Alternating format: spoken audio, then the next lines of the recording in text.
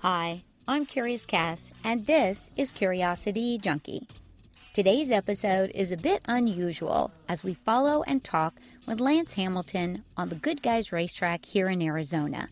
I got to do a ride along, and I think you can hear me laughing and whooping it up throughout the whole ride. It was a blast. We'll then move into his garage for a more personal chat about his 1985 Monte Carlo, racing, and GoodGuys. As always, if you enjoy the podcast, like, subscribe, and feel free to donate. Your love and support is greatly appreciated. Ready to fly? We're gonna go get them. Right on. Have a good one. Are you curious? I'm curious. Right on. Okay, we are getting ready to head out on the first run.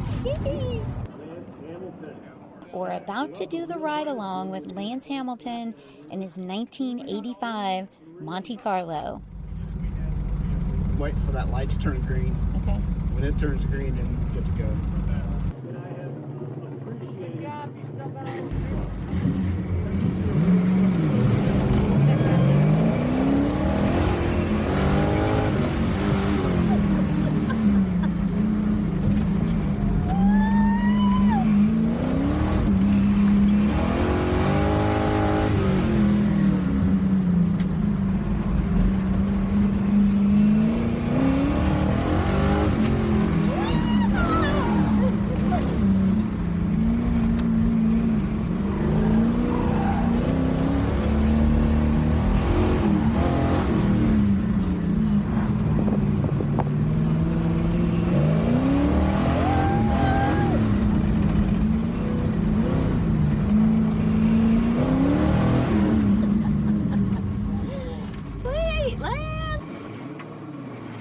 Hey, way to go in there.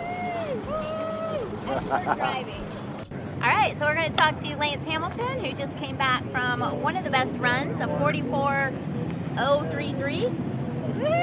That was my second run. It was the best run so far. The car felt really good. I really like the changes I've made to the car. What have you made? I know you've been working on it for different a while. tires, and I've changed the rear end a couple of times. It's got a true track in it now with 373 gears, and it seems to be just right for this kind of racing. Nice. Well, So far, we'll see. Yeah. There's a lot of cars here that are a lot faster, but at least I feel like I'm competitive again. getting it. Yeah. You took me for a ride. I did a little screaming. It was a lot of fun, and I think I did a little video. But I do get to have a copy of the GoPro. Well, yes, we run a GoPro on every run, and I'll edit it up and cut it up for you and get it to you. So. Yeah, it'll be fun. All right. Well, Lance, thank you so much for letting me ride along, No for problem. chatting with me. Isn't it fun to be able to take passengers with us? That's what we like about GoodGuys racing, and just take people with them and show them what it's like. Yeah. It's Fun. I highly recommend it. If anybody has an opportunity to do a ride along, so much fun. I was screaming and laughing the whole time. It might be hard to see what it is. So this is the data collection software that I was using, and this basically collects the speed, distance traveled, lateral G's, longitude G's, all the way through the course. It tells me exactly what happened. I went all the way through, and I can go back and look and see, well, I could have went a little faster there, I went a little too slow here.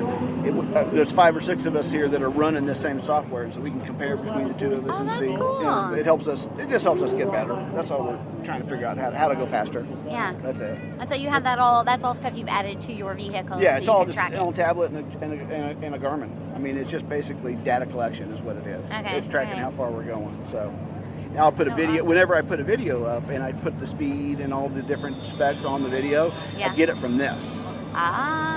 Okay. Solo Storm. I am here with the amazing Lance Hamilton. Let's talk about what GoodGuys is, how you got connected with them, how they work. So GoodGuys is primarily a car show. They're a series. They travel, I think, to 15 different cities throughout the United States through the summer. And it's a car show event where people bring their car, and they can be huge. They can be 2, 3, 5,000 cars will show up at the car shows. They have vendors there. They have a vendor area, and they put on an autocross series also, where people entrants in the show can take their cars over the autocross arena and race around cones in a parking lot each time. And they've been doing this. They started doing it in the late 2000s, I believe. I discovered it in 2010, and I've been racing with them since 2018 when they raised the limit up to 87 and up, so to go into the event. It's a national series. There are 4 different classes. They separate the cars by builds, tire size, from all the way from beginners all the way up to Pro X's, they have sponsored race teams that actually race there. Wow. Like Speedway Motors and Summit Racing, and the suspension companies have cars that travel through that go to the series also, like Ride Tech and Speed Tech and those kind of companies. So do they use that for like testing? They use it for testing and promotion, both. Okay. Yeah. You know, the UMI is another one. They sell the products in the vendor area, so they put those products on the cars and they go out and race at the autocross, and it helps show that their stuff is race proven and it works, and they develop their products, and everybody wants to do better. It's competitive, but they're still very, very friendly. This series is different than most because everybody will help everybody. If somebody breaks, everybody chips in and tries to fix it. If somebody's going slow or having trouble, they were trying to help, make shock adjustments or whatever. The car family is very important. Everybody gets along, and it's not like a race where it's me against you. You think some of that is because it has more of the personal side, like these are personal vehicles, you guys have emotional attachment to them, and everybody really understands that versus it's commercial and somebody else is paying for everything. Everybody understands the passion and the heart behind the car. Yeah, and everybody wants to get everybody to get better. That's what everybody, it's no fun beating everybody. Everybody likes everybody to get better and help. It's friendly, it's camaraderie. You come off the track and you're woo, everybody's involved in it. The spectator part of it at Good Guys is fun also. They got the grandstands there when you come to the finish. They got the Jeff on the mic talking, the announcer. It's different atmosphere than you get at most autocross races. Right. So it's fun. What I liked about it too is that they had the old cars. We went and walked in. There were hundreds, if not thousands of old cars there. And it was so much fun. And those guys have put a lot of time and money and elbow grease into their cars. It was just so much fun to sit down and talk with them because they're very proud of what they have. We found a couple of really cool Studebakers and some interesting cars where they put 2 cars together. So that's just a really cool piece of it. I love the fact that they do both. People like their cars, they're passionate about their cars. They like to deal with it. It's fun to build something. That's kind of what I like about this is it's not meant to do what it does. And I've built it to go out and do what it does. And it surprises people. People come up to me all the time. How'd you get that car to do that? And that's fun for me, and it's fun beating a Corvette in a Monte Carlo. Absolutely. I'm not going to beat all of them, but I can beat some of them, so and that's fun for me it does things it's not supposed to do. Yeah. So was it my first run? Was your first run? My first run. So the first run out on the track, you walk the track. Every track we go to is different. Yeah. It's not always the same track, so it's different every time. So in the morning, we'll go out and we'll walk it 2 or 3 times. Yeah. And try to get a feel for where the corners are, what we're going to make the car do in this certain spot. But the very first time you go, you kind of don't know what's going to happen. You don't know how fast you're going to go. You don't know how tight it's going to turn. I'm kind of a little tentative a little bit on the first run. Yeah. But still, you want to be as aggressive as you can. So, I think we ran a high 44. Yeah. On that first run, and I think the best run of the weekend was a low 43. So it was nice. Okay, it was part of a good run. Right. Yeah. And I think I made 15 runs for the weekend. Wow. And I think only 3 of those I did not have a passenger. So I took 12 different people for rides while I was there. Which I think that's so cool that you guys can do that because it's like an amazing experience. Anybody, you sign a waiver, put a helmet on, strap yourself in the passenger seat. I took a 12-year-old girl, a friend of mine's daughter. I took 3 longtime SCCA autocrossers that have never been to Good Guys before and never seen that kind of racing before. 3 different ones came out to the event, and I took all 3 of them for a ride in the car, and they were all surprised and liked it. Yeah, they're hooked now. They like it. One of them's thinking about buying a car.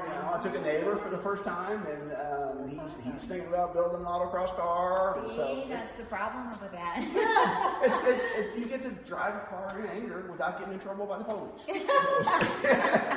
And you got a stop clock telling you how well you did. You can compare it yourself. So it's I like being able to take passengers.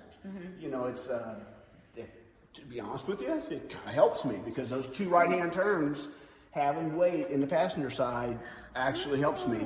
I was slower on the runs without a passenger because I didn't have that ballast in the right-hand side for those right-hand turns. Wow. Okay. So the car weighs 3,500 pounds, so a couple of, 100, 150 pounds, it's not going to make that much difference.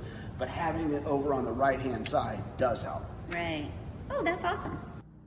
Okay, Lance, so one of the things I want to talk about is some of the improvements you've made with the car. It has lots of safety features in it. It has things that have boosted the engine. I know you haven't done that alone. A lot of this has been with some help with some really awesome friends. So let's talk about that a little bit.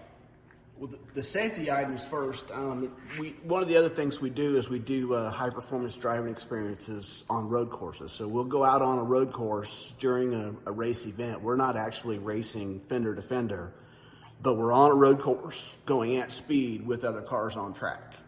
And what we're basically limited to in most cases is that we can't pass in the corners, and you have to get a point way to pass. But otherwise, you're out on a road course going, we'll hit 115, 120, 125 mile an hour on a road course. I wanted to run a Hans device when I was doing road courses. Okay. So that Hans device is what goes on your neck and attaches to your helmet, and it saves your neck from breaking in a collision, basically is what it does. Right. In order to be properly safe with the Hans device, you have to have a really good set of shoulder harnesses. The seats that I had in the car were not, they wouldn't work good with harnesses. They were too low in the back and it wasn't safe. So I made the decision to take the rear seat out, put a roll bar in, mainly so I could get a harness bar to put harnesses in, and then we put one-piece Recaro FIA rated racing seats in it. All of that was in a way to make it safe to run the shoulder harnesses, to run the Hans device for when I do road course races. It did more than that. It also, what I found was I run a GoPro on me when I race. And when I had the stock seats in it, or when I had even the GTO seats in it, I was hanging onto the steering wheel all the time because you're flopping all over the place. Right. Once I put the race seats in it and the 5-point harnesses where I'm strapped down in it, my hands got relaxed. I'm not holding on anymore because the straps have me strapped down in the car, so my hands are way more relaxed and you have way more feel for what the car is doing because so one, it's safer, and two, you perform better because you're tied in better. You're not hanging on while you're in the car. Right. It makes perfect sense because I've had the opportunity to ride in your car, and it does. It kind of tosses you around a little bit, which is fun, but the seatbelt does kind of keep you in I help other drivers. I ride with other drivers and try to get them better, and if they don't have proper harnesses and seats and stuff in there, they spend time struggling hanging on instead of trying to drive the car better. And it's I preach it all the time that a proper seat and proper harnesses will help you as a driver. I also put a fire system in the car. I see your little fire extinguisher. So, well, there's also I've got a fixed halon system, or it's not a halon, I don't remember what the material is, but I've got a mounted fire extinguisher system which has a nozzle on the fuel pump, a nozzle on the driver's feet, and a nozzle at the back of the engine. And I've got a handle I can pull. So I can pull that handle and it will. I just did that, again, for road courses. You don't really need that for autocross so much, but if on a road course fire or something that something mechanical could happen and you can have a fire, and it's just a quick thing to help. Lance, one of the things I'm most curious about this whole experience is why did you choose the Monte Carlo? Well, I bought my first Monte Carlo when I was 17. 17. It was my first car. And since then, I've had 5 or 6 Monte Carlos over the years. And when I bought this one in 2007, I decided I'm going to do what I want to with this car. Not try to keep it original, not try to be careful with it. I'm going to do it right. And so I started restoring a little bit, making it better, making it cleaner. It was all original when I bought it. It's never been painted. It's all still original paint. Oh, wow. Okay, and just for everyone, it is kind of I call it purple, you say maroon. It's a maroon. It's a maroon. Some people call it purple, but it's maroon. Yeah. Right. Okay. It's a 1985 Monte Carlo SS. They came with a 180 horse 305 and an automatic. Pretty anemic for mid 80s, but it was a pretty sporty car for the time. I graduated in '85, and I think that's why I kind of went this route with this car. Yes, it has a special, what is that, nostalgia Nostalgia, thing to it? yeah. Yes. Everybody says, I knew somebody had a car like that when I was in high school. That comes up a lot. So Yes. I spent the first couple of years just cleaning it up, making it better, put a little bit more engine underneath the hood, different rear end in it, just made it pretty, put better seats in it. For the first 3 or 4 years, that's all, but it was a clean car and it just kind of sat. I never ever drove it. Right. I didn't want to get it dirty. Right. It's too pretty. Yes. So in 2010, we came to Phoenix on vacation, and we went to the Good Guys show to look at cars. Right. And I saw these people racing these old muscle cars around cones in a parking lot. And you're like, And I sat there and watched them for 2 hours, just watching these old cars go around in circles around these cones in a parking lot. And I was amazed by it. I've got a muscle car at home. So I went back home to Kansas City and started researching autocross a little bit, started checking it out. I found out that we had a local SCCA region in Kansas City. okay. Is that the racing side of it? Or? That's the SEC side of it. Okay. That's a different series, but it's still autocross. Okay. But it was the only autocross we had. I couldn't race with Good Guys at the time because back then you had to be a 1972 or older car to race with Good Guys. Oh, wow. And this is an 85, so they wouldn't let this car in the show. But I found I could race with the SCCA. So I started racing with them in 2012. And the car needed a lot of help. It was not very good. It's a big car. Yeah, and it's not meant to do what we're doing. So, but it was my car, and I wanted to make it better, and so we started working on it. We started, upgrading the suspension, upgrading the brakes, upgrading the tires, upgrading the engine. I put a 6-speed manual transmission in it, all to try to and racing it regularly the whole time. Yeah. Trying to get better as a driver, and eventually got the car, which is pretty good. For what it is, it's pretty good. Yeah. And it's fun. It's fun to drive. It's always been fun to drive. For all of you who are super curious about what Lance has under the hood, we're going to take a look. So this is a 383. It started out as a GM crate engine. It's been upgraded a couple of times, most recently last summer. It's now got fast burn heads. It's got a Holley EFI fuel injection setup on it. I'm proud of it because it's a small block Chevrolet, not an LS. Everybody else likes to LS swap these cars, but I kept it old school with a small block Chevy. It's still very, very streetable. It has air conditioning, starts, runs, and drives smooth. Anybody can get in and drive it. It's got a really nice, easy clutch, but it makes over 500 foot-pounds of torque and over 500 horsepower. It pulls really, really nice out of the corners and still has tons of vacuum for the power brakes and power steering. And it's mated to a T56 6-speed transmission. And it's got a Ford 9-inch rear end. Puts power down really nicely. So what really makes this car work is the suspension and the brakes and the wheels and tires. We have completely changed the geometry on the front of this car. We have a great set of Ride Tech triple adjustable shocks on it with custom valving in them. We have a humongous sway bar in the front. It's about a 1,500-pound sway bar. Most cars are in the 300 to 500-pound range. What the geometry does is it makes a better contact patch to get the tires in full contact with the track under all circumstances. I run the Falcon RT660 tires, which is a 200 tread wear tire. This is one of the newer tires out. I'm really happy with the way they're working so far. The Stop Tech brakes are amazing. They're great big 6-piston calipers, 14-inch rotors. I'm 4 years into this brake system, and I'm still in the original rotors and pads. I have not changed the pads yet. They're amazing the way they work. I've got them on the front and the rear. The Ford Design wheels. Ford Design makes some of the best wheels out there. They're great to work with. Just beautiful wheels. I trust them no matter what they're doing. In the back, I've got Ride Tech suspension back here also. I have a Uniline sway bar and a Ford 9-inch with a Gear FX third member in it.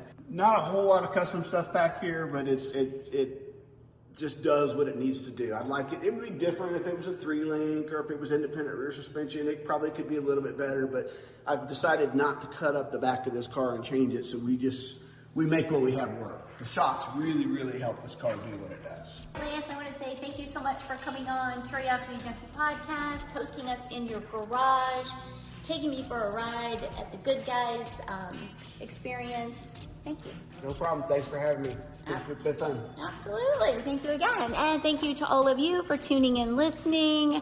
Stay safe, stay curious, and I'll see you next week. If you enjoyed today's episode, please hit the subscribe button to follow us and receive new episodes each week. If you really enjoy the podcast and you're feeling generous, please hit the donate button.